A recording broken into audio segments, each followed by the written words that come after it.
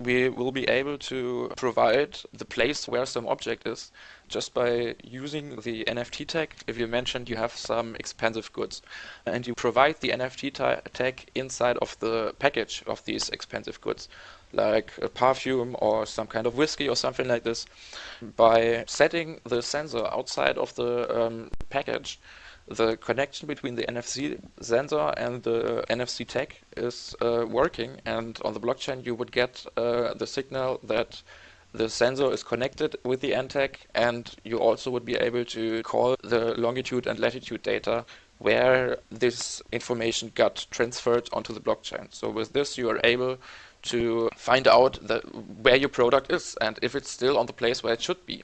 So you can use this in terms of supply chain. You also would be able to use it in a warehouse or some different use cases like atom trash, I would say. You would be able to provide this when you're transporting like such trash, and you would be able to always automatically provide the point where this transport is currently onto the blockchain.